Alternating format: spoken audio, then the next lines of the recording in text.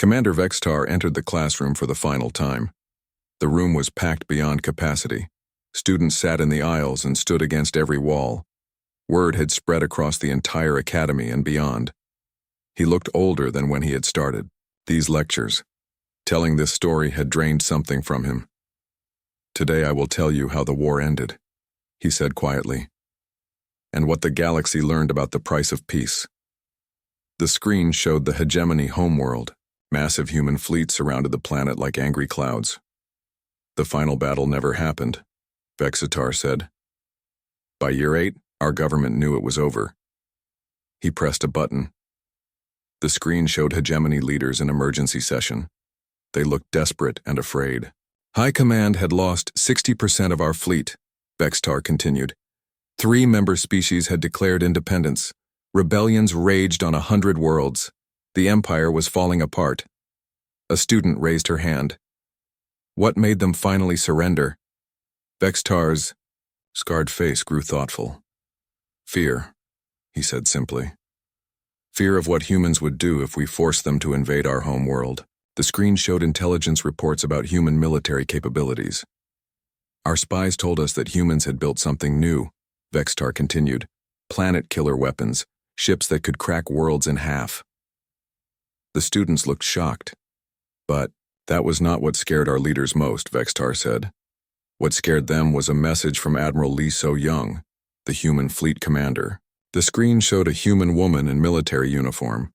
She looked calm and professional, but her eyes were hard as steel. "So-Young sent one simple transmission to our capital," Vexitar continued. She said, "We remember New Busan. We remember every name. Surrender now, or we will show you what humans do to those who murder children." The room was completely silent. Our leaders understood that humans were not bluffing, Vexitar said. They had seen what the Memorial Fleet did to our military bases. They knew humans would keep their promise. He pressed another button. The screen showed representatives from both sides meeting on a neutral station. The peace talks lasted 1 day, Vexitar continued. The humans had written the terms already. We could accept them or face total destruction. A student asked, "What did the humans demand?" "Everything," Vexitar replied. "Complete surrender. War crimes trials for our leaders. Reparations for New Busan. Independence for all rebellious worlds." The screen showed the treaty document. It was surprisingly short. But the most important demand was something else, Vexitar said.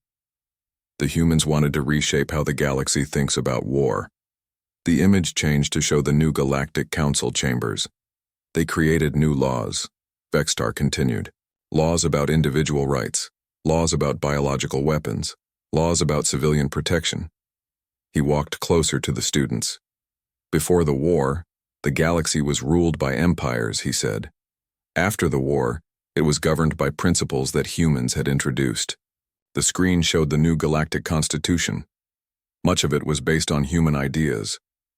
The hegemony was dissolved, Vexitar continued. But humans did not conquer our worlds. They freed them.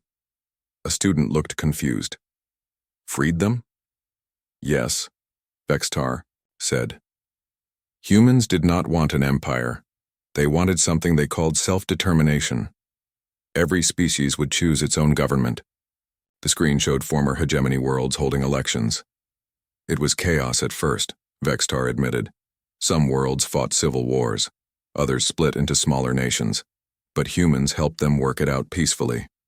The image changed to show human advisors working with alien governments. They sent teachers instead of conquerors, Vexitar continued. Engineers instead of tax collectors. Doctors instead of soldiers. A student raised his hand.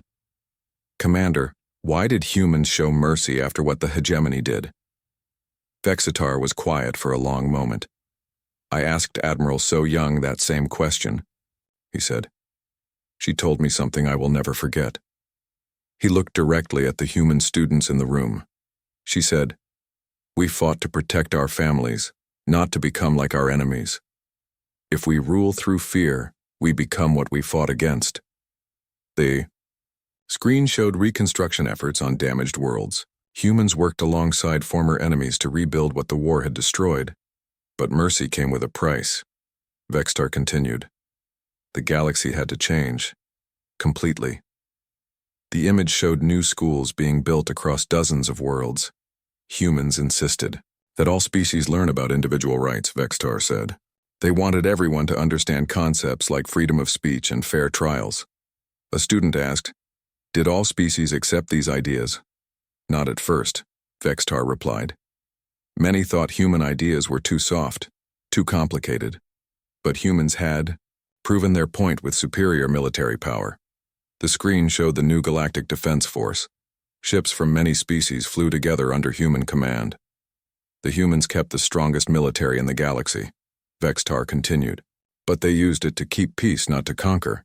He pressed another button. The screen showed space stations and trade routes. Within 5 years, the galaxy was more prosperous than ever before, Vextar said.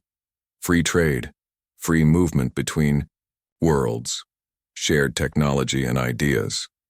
The image changed to show scientific conferences with delegates from dozens of species. Humans shared their technology freely. Vextar continued. They said knowledge belonged to everyone, not just to those with the biggest armies. A student raised her hand. What happened to the hegemony species? We learned to live differently, Vextar replied. It was hard at first. We had ruled others for so long we forgot how to govern ourselves. The screen showed former hegemony worlds adapting to democracy. But humans helped us, Vextar continued. They sent advisors to teach us about elections and civil rights. They were patient with our mistakes. He walked back to the podium. Today, 20 years later, the galaxy is unrecognizable, he said. Wars between species are almost unknown. Trade flourishes. Scientific advancement proceeds faster than ever. The screen showed the current galactic map. Hundreds of independent worlds connected by peaceful trade and cooperation. But humans remain the ultimate arbiters. Vextar continued. When conflicts arise, other species look to human mediators. When crises threaten the peace, human fleets respond. A student asked, Are humans still the strongest military power? Yes, Vextar said. But their greatest strength is not their weapons. It is what they represent. He looked around the room at all the different species sitting together. They represent the idea that no one has the right to rule others without consent, he said. That all thinking beings deserve freedom and dignity. The screen showed the Galactic Academy where they sat. Students from dozens of worlds learned together. This academy exists because humans insisted that military officers must understand more than warfare. Vextar continued. They must understand justice, mercy, and the protection of civilians. He pressed a final button. The screen showed a memorial on New Busan. 12 million names were carved in black stone. But we must never forget the cost of this peace. Vextar said quietly, 12 million innocent people died because we underestimated human determination. The room was completely silent. Humans won the war not because they were the strongest. Vextar continued. They won because they refused to accept defeat. They refused to surrender their freedom. They refused to let evil go unpunished. He looked at his students one final time. The lesson of the human hegemony war is simple, he said. Never threaten someone's family unless you are prepared for total war. Never use terror weapons unless you are ready to face an enemy who has nothing left to lose. The screen went dark, and never ever underestimate a species that views impossible odds not as a reason to surrender, but as a problem to solve. The class ended in complete silence. Students filed out slowly, thinking about everything they had heard. As the room emptied, Admiral Lee So-young stood up from a seat in the back corner. She had been there the entire time, listening quietly. She approached Vextar at the podium. Thank you, she said simply, for telling the truth. Vextar nodded slowly. Your people earned their place in history. Even their enemies must admit that. So-young looked at the memorial image still glowing on the screen. The price was too high, she said quietly. But perhaps others will learn from it. Perhaps, Vextar agreed. That is why these stories must be told. So Young turned to leave, then paused. Commander, she said, you served with honor, even in a dishonorable war. That matters. After she left, Vextar stood alone in the empty classroom. On the screen, the names of New Busan's dead slowly scrolled past. 12 million names. 12 million reasons why the galaxy would never again underestimate human determination. The war was over. The peace endured. And the lesson remained. Humanity had earned its place not through conquest, but through an indomitable refusal to be conquered. Outside the classroom windows, ships from 100 worlds moved peacefully through space, protected by human guardians who remembered that freedom must be defended, but never by becoming what you fought against. The galaxy was safer now, but it would never forget the price of that safety. Commander Vextar entered the classroom on the 4th day. He moved slowly like each step hurt him. The students were already waiting. The room was so quiet you could hear the air recycling system. He did not go to the podium. Instead, he sat on the edge of the desk. His 6 eyes looked at the floor. What I will tell you today, he said quietly, is the darkest part of the war, the part that still haunts my dreams. The students leaned forward. They had never seen their teacher look so sad. By the 5th year, the hegemony was losing. Vextar continued. Human fleets were attacking our supply lines. Rebellions were spreading across our empire. Our leaders were desperate. He finally looked up at the students. So they made a choice. That changed everything. A choice that can never be undone. The screen behind him showed a meeting room on the hegemony homeworld. Old aliens in expensive clothes sat around a metal table. The High Council met in secret, Vextar said. They discussed something that had been forbidden for 1,000 years. Biological warfare. Several students gasped. Everyone in the galaxy knew about the ancient laws against such weapons. For 10 centuries, no civilized species had used disease as a weapon, Vextar continued. It was considered the worst kind of evil. But the council was afraid. The screen showed voting results. The decision was close, but it passed. They decided to create a virus, Vextar said. Something that would only kill humans. They thought it would end the war quickly. A student raised her hand. Commander, did you know about this plan? Vextar's scarred face grew darker. No. They told us it was a new type of gas weapon. Something that would make humans too sick to fight. He stood up and walked to the screen. They chose a target, he said. The human colony world of New Busan. 12 million civilians. Most of them were families of human soldiers. The screen showed New Busan from space. It was a beautiful world with blue oceans and green continents. I was ordered to deliver the weapon, Vextar said. His voice was barely a whisper. My ship carried what I thought was knockout gas. I was told it would put the humans to sleep for a few days. The students watched in horror as he described the mission. We entered New Busan's atmosphere, Vextar continued. We released the gas over the major cities. Then we waited for the humans to surrender. He pressed a button. The screen showed the first reports from the planet's surface. But the humans did not fall asleep, Vextar said. They started dying. The room was completely silent. The virus worked fast, Vextar continued. It attacked their lungs and blood. Children died first, then the elderly, then everyone else. A student in the front row was crying. I realized what we had done, Vextar said. I tried to contact High Command. I begged them to send medical help. They refused.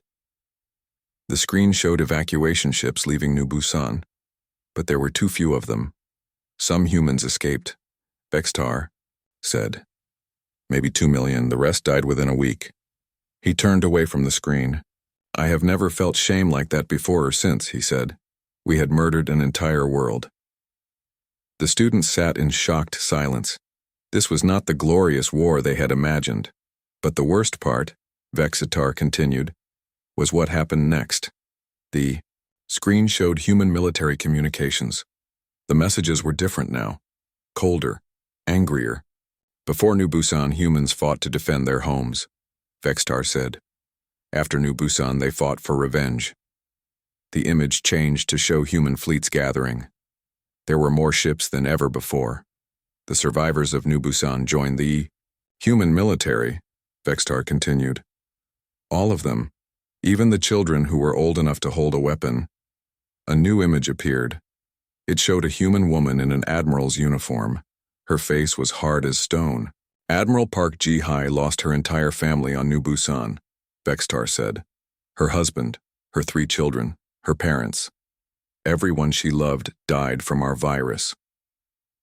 The students looked at the admiral's face. Her eyes showed no mercy. Ji-hai took command of the human revenge fleet, Vextar continued. 50 ships crewed entirely by New Busan survivors. They called themselves the Memorial Fleet. The screen showed these ships. They were painted black and covered with the names of the dead. The Memorial Fleet did not fight like other humans, Vextar said. They did not try to capture our ships or take prisoners. They came to destroy everything. He pressed another button. The screen showed a space battle unlike any before. At the Battle of Zarian Gate, Ji-hai's fleet attacked our main supply base, Vextar said. They used kamikaze tactics. Suicide runs. Ships programmed to explode on impact. The image showed human vessels flying directly into hegemony stations. Each ship broadcast the names of New Busan's dead as it attacked, Vextar continued. Millions of names, it took hours to read them all. A student asked, "Did any hegemony forces survive?" "Some," Vextar replied. "But we were broken inside. The names of the dead followed us everywhere." The screen showed hegemony soldiers with hollow, frightened eyes. Meanwhile, other human forces changed their tactics too, Vextar said. They stopped trying to minimize civilian casualties. The image changed to show human attacks on hegemony cities. A human intelligence officer named Han Yuri had been spreading ideas of freedom to our slave worlds, Vextar continued. After New Busan, she started spreading something else. "What?" asked a student. "Hatred," Vextar replied. "Hatred of the hegemony. Stories about what we had done to innocent humans." The screen showed rebellions across hegemony space, but these were more violent than before. The rebels stopped asking for fair treatment, Vextar said. They wanted the hegemony destroyed completely. He walked closer to the students. "By year 6, we were fighting wars on 100 worlds," he said. "Our empire was falling apart." The screen showed a new image, human ships that looked different from before. But the humans' greatest weapon was not revenge, Vextar continued. It was their ability to learn from us. The image showed humans examining captured hegemony technology. They had captured one of our dreadnoughts intact, Vextar said. A computer specialist named Cha Min-ho reverse-engineered our AI systems. A student raised his hand. "What did he find?" "Everything," Vextar replied. "Our battle plans, our communication codes, our ship designs, all of it." The screen showed human technicians working on hegemony computers. But Min-ho did not just copy our technology, Vextar continued. He improved it. He created computer viruses that could take control of our ships. The image showed a hegemony cruiser firing on its own fleet. "Our ship started turning against us," Vextar said. "In the middle of battles, our own vessels would switch sides."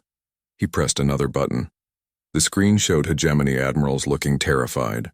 "Our commanders stopped trusting their own computers," Vextar continued. "They tried to fight using only manual controls, but humans had become too strong." The image changed to show massive human fleets. These ships looked as advanced as anything the hegemony had built. In 2 years, humans had gone from using our captured technology to building better technology, Vextar said. Their new ships were faster and stronger than ours. A student asked, "How was that possible?" "Because humans learn differently than we do," Vextar replied. "We follow traditions. We improve things slowly. Humans throw out everything and start over if they find a better way." The screen showed human shipyards working day and night. They also shared everything with each other, Vextar continued. Every improvement, every discovery, every new idea. Their entire species became one giant research team. The image showed communication networks connecting all human worlds. Meanwhile, the hegemony kept secrets even from ourselves, Vextar said.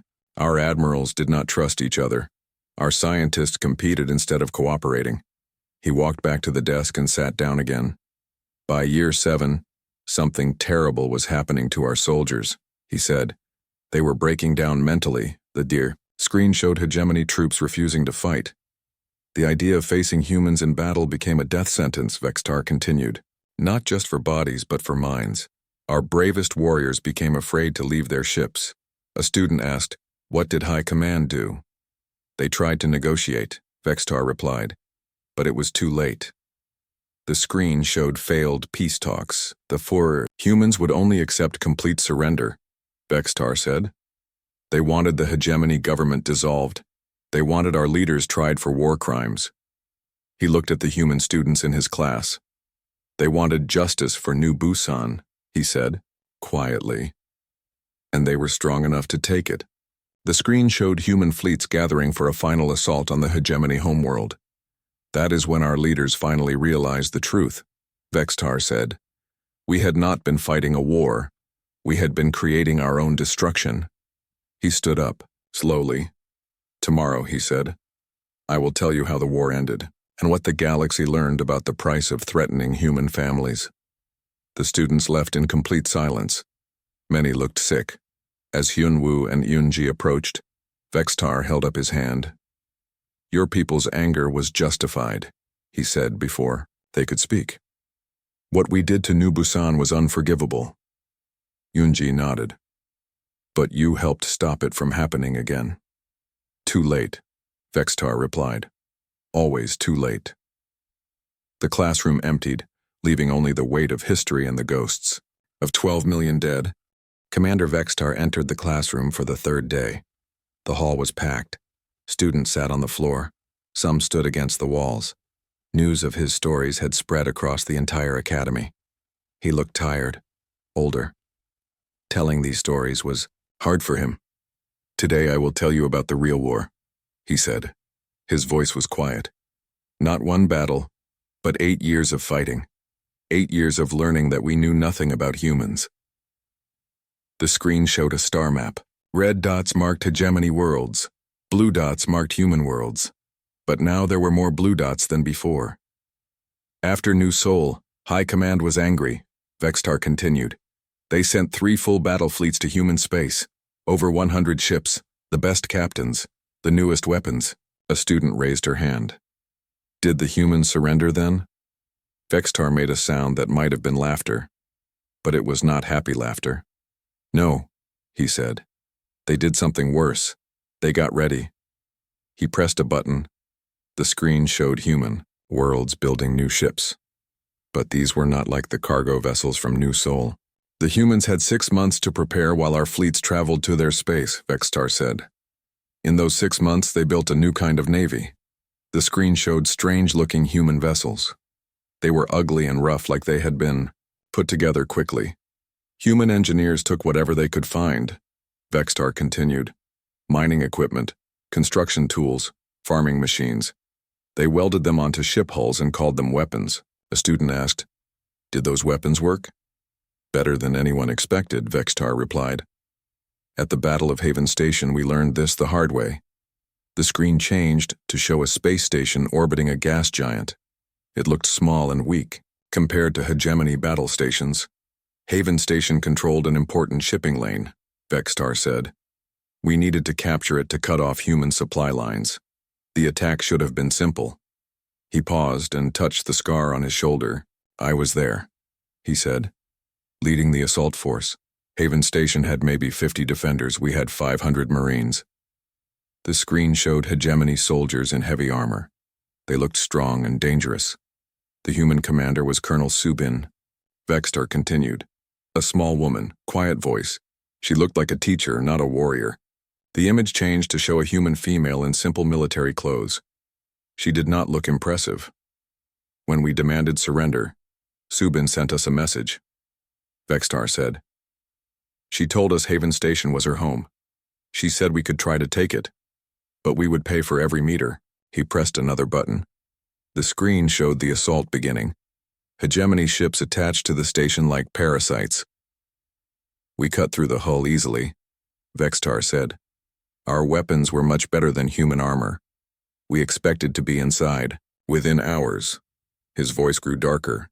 It took us 6 months. The students looked shocked. 6 months? One of them asked. For one station? Yes, Vextar said. Because Subin and her people turned every corridor into a trap. Every room became a fortress. Every door hid an ambush.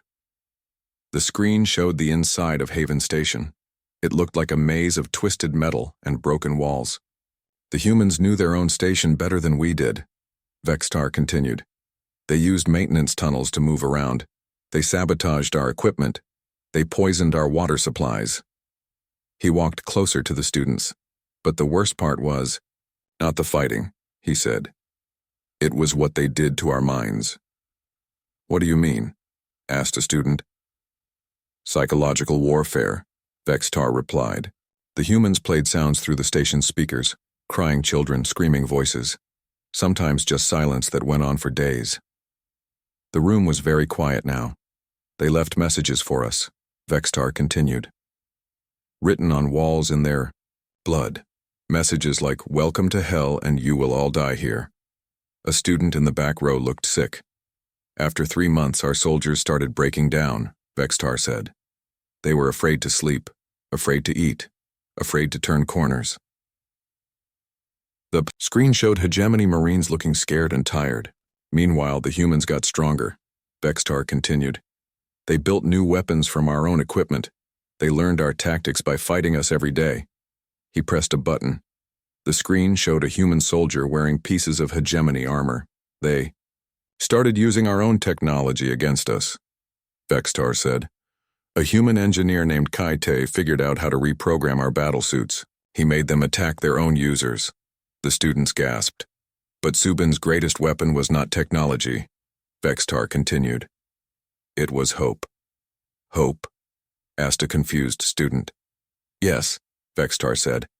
Every day the humans held Haven Station. Other human worlds got stronger. They built more ships. They trained more soldiers. They shared Subin's tactics across their entire military. The screen showed messages being sent between human worlds. Technical data, battle plans, stories of resistance. The humans were learning. From every fight, Vextar said. Not just the ones who survived, but all of them. They recorded everything. They studied our weaknesses. He pressed another button. The screen showed human ships using new tactics. They moved in strange patterns that confused Hegemony gunners. At the Battle of Kepler Station, Captain Dongmin showed us how much they had learned, Vextar said. He used asteroids as weapons. The screen showed a human captain on his ship's bridge. He looked calm and confident. Dongmin hollowed out 3 large asteroids, Vextar continued. He filled them with nuclear bombs. Then he used gravity to throw them at our fleet. The image showed asteroids moving through space toward Hegemony ships. We tried to shoot them down, Vextar said. But they were just rocks. Our sensors could not tell which ones had bombs inside. The screen showed massive explosions as the asteroid bombs hit their targets. Dongmin destroyed 4 dreadnoughts with space rocks and old nuclear weapons, Vextar said. Then he escaped while we were still cleaning up the debris. A student raised his hand. Commander, were all human captains so clever? No, Vextar admitted. Many were just ordinary people. But that made them more dangerous, not less. How? Asked another student. Because ordinary people fight differently than soldiers, Vextar explained. Soldiers follow rules. Ordinary people just try to survive. The screen showed a damaged human destroyer drifting in space. This ship was the Soul's Pride, Vextar said. Captain Yejun commanded it. During the Battle of Wolf 359, we shot it full of holes. It should have been destroyed. The image showed the human ship floating among wreckage, dark and apparently dead. We left it there and moved on, Vextar continued. Dead ships are not dangerous. Or so we thought. His voice grew quiet.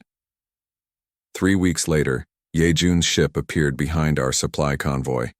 It had been playing dead all that time, waiting. The screen showed the Soul's Pride suddenly coming alive, weapons firing. Yejun had kept his crew alive in one small section of the ship, Vexistar said. They ate emergency rations. They breathed recycled air. They waited in the dark for the perfect moment to strike. The image showed the aftermath. Several hegemony supply ships were destroyed or damaged. After that, we had to check every piece of wreckage, Vextar said.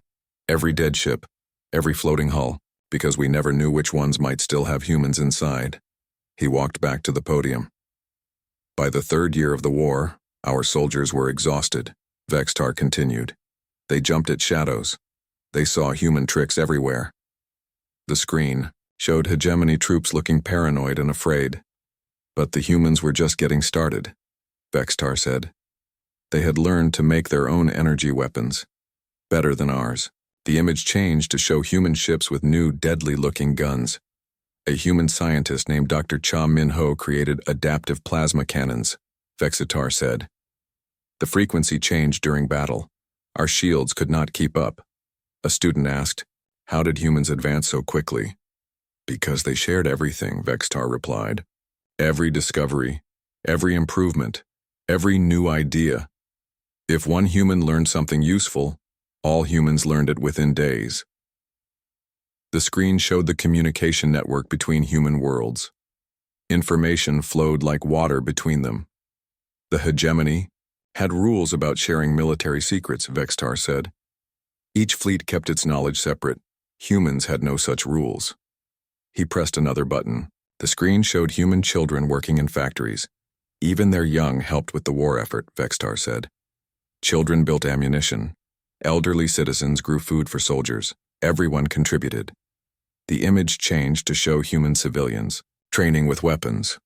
But the most frightening thing was how they inspired others, Vextar continued. Species that had been conquered by the hegemony started to rebel. The screen showed uprising on various hegemony worlds. A human agent named Han Yuri smuggled ideas to our slave worlds, Vextar said. Not weapons, not soldiers, just ideas about freedom and resistance. The room was completely silent. Those ideas spread like a virus, Vextar said. Soon we were fighting wars on dozens of worlds. The hegemony started to crack. He looked at his students one final time. By year 5, we were no longer trying to conquer humanity, he said. We were just trying to survive their attacks. The screen went dark. Tomorrow, Vextar said, I will tell you about the day we crossed a line that should never be crossed. The day we used biological weapons against human civilians. The students filed out in silence. They looked troubled. As Hyun-woo and Yoon-ji approached the podium, Vextar held up a hand. The next day, Commander Vextar stood in the same hall. The students came early this time. They filled every seat. Some even stood in the back. Word had spread about his story. Vextar looked at their eager faces. He did not feel eager. He felt old and tired. Yesterday I told you about the beginning, he said. Today I will tell you about the first battle. The battle that changed everything. He pressed a button. The screen showed New Seoul again, but this time small dots surrounded the planet. Human ships were gathering. We watched them come, Vextar said. One by one, old cargo ships, mining vessels, even a passenger liner that should have been scrapped years ago. A student raised her hand. How many ships? 43, Vextar replied. 43 civilian ships against 12 military dreadnoughts. Admiral Kethron was not worried. Neither was I. He walked closer to the students. His heavy boots echoed in the quiet room. The human ships were tiny compared to ours. Vextar continued. Our smallest dreadnought was 10 times bigger than their largest freighter. Our weapons could destroy them with one shot. The screen showed the size difference. The human ships looked like insects next to the massive hegemony vessels. Admiral Kethron opened communications again, Vextar said. He told the humans to leave or be destroyed. He gave them 1 hour to run away. What did they say? Asked a student from the front row. Vextar's scarred face grew dark. They started singing. The students looked confused. Singing? One of them asked. Yes, Vextar said. A human song, something about their home. All 43 ships sang together on the same frequency. Their voices filled space. He pressed another button. Audio came from the speakers. It was a recording from that day. Human voices singing in harmony. The words were in their old language, but the meaning was clear. It was a song about never giving up. The students listened in silence. Even 20 years later, the song was beautiful and sad. We did not understand, Vextar said. In hegemony culture, warriors roar before battle. They show anger and strength. But humans sang, like they were saying goodbye. The singing ended. The hall was quiet again. The hour passed. Vextar continued. The human ships did not leave. Admiral Keithron gave the order to attack. The screen showed the battle beginning. Bright energy beams shot from the hegemony dreadnoughts toward the human fleet. Our first volley was perfect, Vextar said. We destroyed 6 human ships in seconds. They exploded like fireworks, beautiful and quick. He paused and looked at the human students. Yunwu and Yunji sat perfectly still. We expected the other humans to run then, Vextar said. Any smart species would run, but humans did something else. What? Asked a student. They charged. The screen showed the remaining human ships accelerating toward the hegemony fleet. They were not running away. They were coming closer. Admiral Kethron laughed, Vextar said. He called them brave fools. He ordered another volley. More human ships died. The screen showed explosions in the dark of space. But the humans kept coming, Vextar continued, and they kept talking, broadcasting to each other, sharing information, coordinating their attack. Student raised his hand. Commander, what could civilian ships do against dreadnoughts? Vextar was quiet for a moment. Then he spoke, very slowly. They showed us something we had never seen before. They showed us what desperation could do. He pressed another button. The screen showed a human cargo ship called the Soul Merchant. It was old and battered. Smoke poured from its engines. The captain of that ship was named Jin Ho, Vextar said. A simple cargo hauler. He carried food and supplies between worlds. Not a soldier, not a warrior, just a man with a ship. The screen showed the Soul Merchant changing course. It was heading directly for Vextar's dreadnought. Jin Ho opened a communication channel, Vextar said. He spoke directly to our ship. His voice was calm, like he was placing an order for cargo. Vextar closed his eyes and recited the words from memory. He said, Hegemony vessel, this is Captain Jin Ho of the Soul Merchant. You came to take our world. You killed our people. Now you get to see what humans do when you touch our family. The students leaned forward in their seats. Then Jin Ho said something else, Vextar continued. Something that still gives me nightmares. He said, Tell your children that humans do not surrender. We remember, and we make you pay. The screen showed the Soul Merchant's final approach. It was moving very fast now. We tried to destroy his ship, Vextar said. Our gunners fired everything at him. But Jin Ho was smart.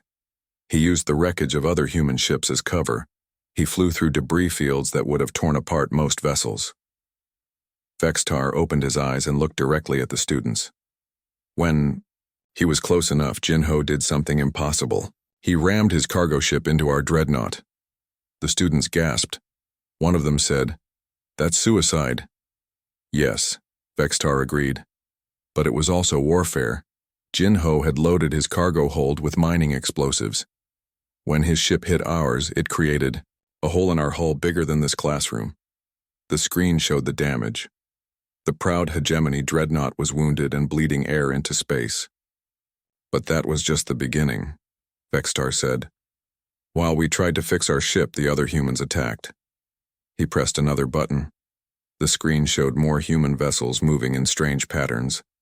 They did not fight like any military we had ever seen, Vextar continued.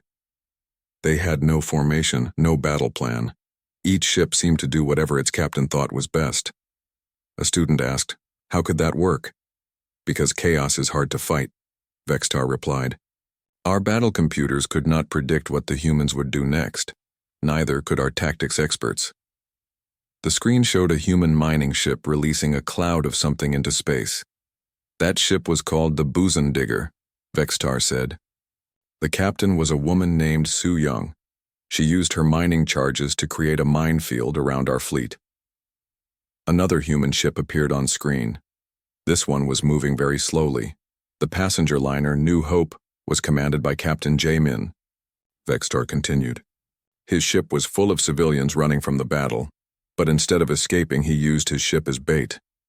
Bait? Asked a confused student. Yes, Vextar said. He pretended his engines were damaged. He sent out distress signals. He acted helpless. The screen showed a hegemony cruiser moving toward the New Hope. One of our captains thought it would be easy to capture a defenseless passenger ship, Vextar said. He was wrong. The New Hope suddenly came alive. Hidden weapons emerged from its hull. They were not military weapons. They were improvised. Mining lasers, industrial cutting tools, even welding torches. The humans had turned a passenger ship into a trap, Vextar said. When our cruiser got close enough, they attacked. The screen showed the brief, vicious fight. The New Hope was destroyed, but it took the hegemony cruiser with it. By now we realized this was not going to be easy, Vextar continued. But Admiral Kethron was proud. He ordered all ships to attack at once. He wanted to end the battle. Quickly! The screen showed all 12 hegemony dreadnoughts firing together. Space lit up with energy beams and explosions. We destroyed most of the remaining human ships, Vextar said. Only 7 survived. We thought we had won. He pressed another button. The screen showed something that made the students gasp. But then something impossible happened, Vextar said. Ships we had already destroyed started moving again. The screen showed human vessels that should have been dead. They were damaged and burning, but they were still fighting. We learned later that humans had a saying, Vextar continued. Never give up the ship. Even when their vessels were crippled, the crews kept fighting. A damaged human freighter drifted toward another hegemony dreadnought. The captain of that ship was named Dong-sik, Vextar said. His engines were destroyed. His weapons were gone. His crew was dying. But he had one thing left. What? Asked a student. His reactor? Vextar replied. Dong-sik overloaded his ship's power core and turned it into a bomb. The screen showed a brilliant explosion. When the light faded, both ships were gone. In 4 hours of fighting, Vextar said, we lost 8 of our 12 dreadnoughts. The humans lost all of their ships, but they had done something no one thought possible. He looked around the room at the shocked faces. They had hurt us. Badly. And word spread across the galaxy. The mighty hegemony had been beaten by farmers and merchants. Vextar walked back to the podium. His steps seemed slower than before. Admiral, Kethron called for reinforcements, he said. He told High Command that humans were more dangerous than anyone had realized. The screen showed messages being sent across hegemony space. But High Command did not listen, Vextar continued. They said Kethron was making excuses. They said one battle meant nothing. He pressed a final button. The screen showed new hegemony fleets being prepared. They decided to send more ships, Vextar said. Many more ships. They wanted to crush humanity completely. Vextar looked at his students one last time. What they did not understand, he said quietly, was that humans learn from every fight, and now they knew they could hurt us. The class ended in silence. As the students filed out, they looked shaken. War was not as glorious as they had thought. Hyunwoo approached the podium again. Commander, he said, thank you for honoring our dead. The large hall was quiet. Too quiet for Commander Vextar's liking. He stood behind the metal podium, his 6 eyes looking at the young faces in front of him. The students sat in neat rows, waiting. Some looked excited. Others looked bored. Few looked scared. Vextar did not want to be here. His thick gray skin showed many scars from old battles. His 4 arms hung at his sides. One arm was missing 3 fingers. A plasma burn had left a dark mark across his left shoulder. These were gifts from the war, gifts he would rather forget. The Galactic Military Academy was a place of learning. Young soldiers from many worlds came here to study war. They learned about tactics and weapons. They learned about honor and duty. But they did not learn about fear. Not real fear.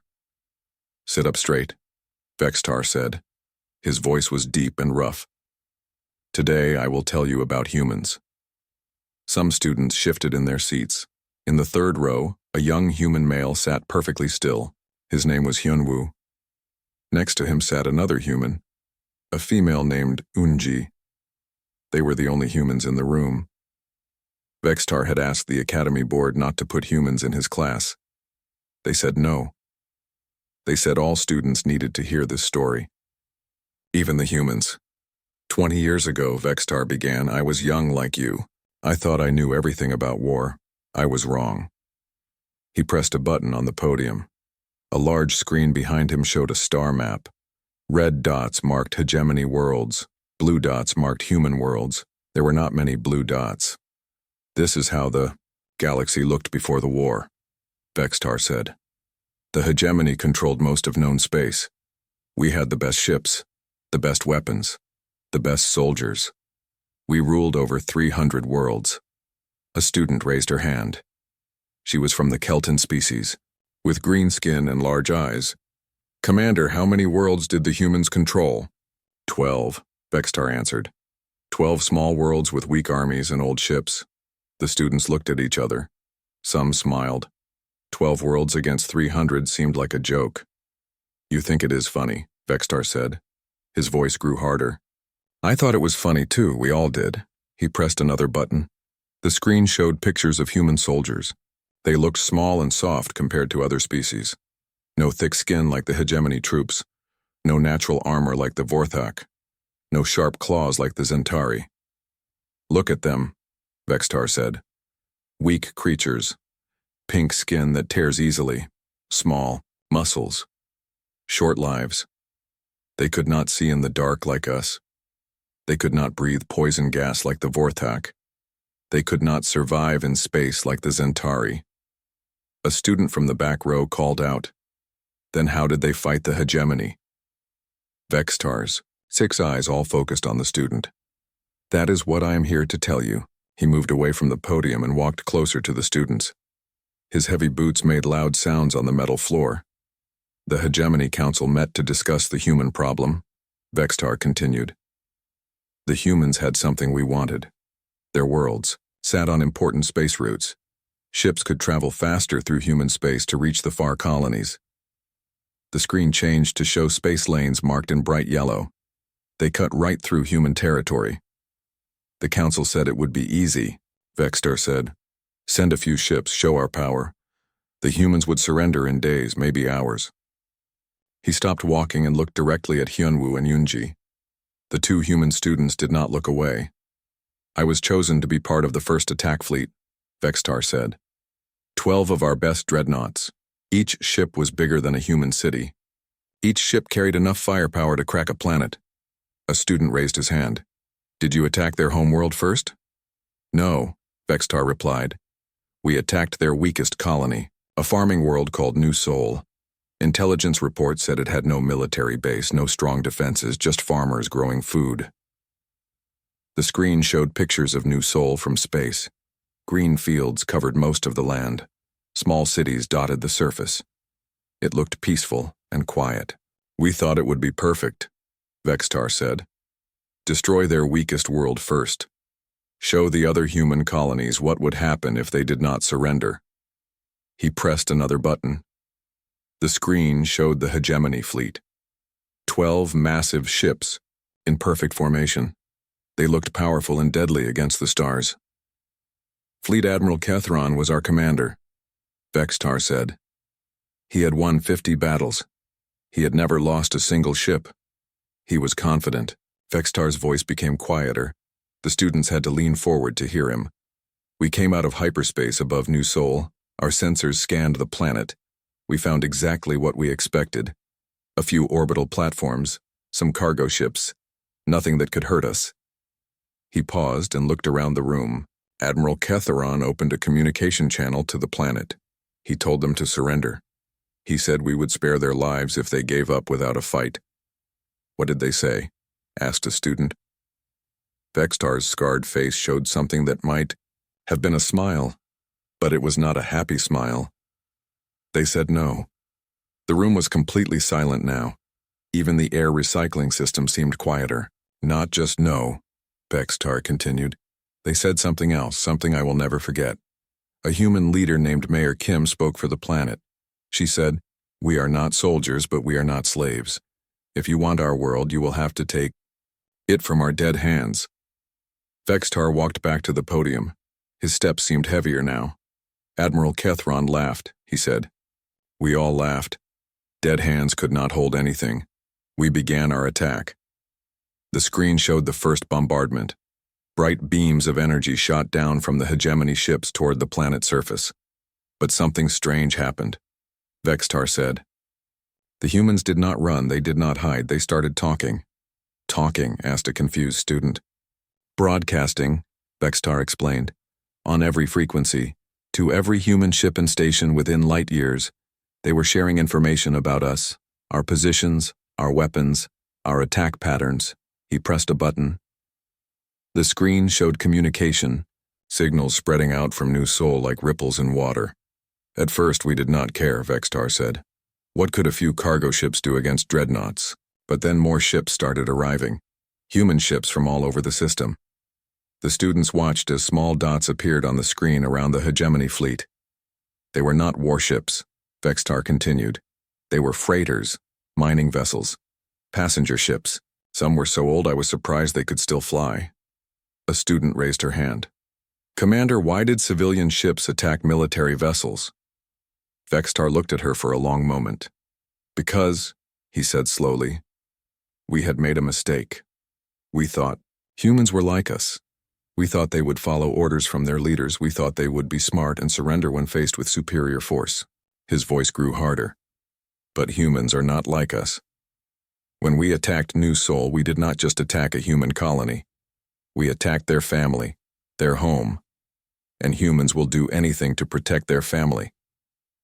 The screen showed the battle beginning. Small human ships moved toward the massive hegemony dreadnoughts. What happened next, Vextar said, changed everything I thought I knew about war. He looked around the room one more time. Every student was paying attention now. Even the bored ones were sitting up straight. But that story will have to wait, Vextar said. Class is over for today. The students groaned in disappointment. They wanted to hear more. As they filed out of the room, Hyunwoo and Yoonji approached the podium. Vextar watched them come closer. Commander, Hyunwoo said quietly. Thank you for telling our story. Vextar nodded slowly. Your people earned the right to have their story told. Yoonji spoke up. Will you tell them about the cost? About what the war did to both sides? Yes, Vextar replied. They need to know everything. The victories and the losses, the heroes and the horrors. The two human students bowed slightly and left the room. Vextar stood alone in the empty hall. Tomorrow he would tell them about the first battle. About how 12 dreadnoughts faced a handful of civilian ships. About how everything went wrong. He touched the scar on his shoulder and remembered the flames. The war had ended 20 years ago. But for Vextar, it would never truly be over.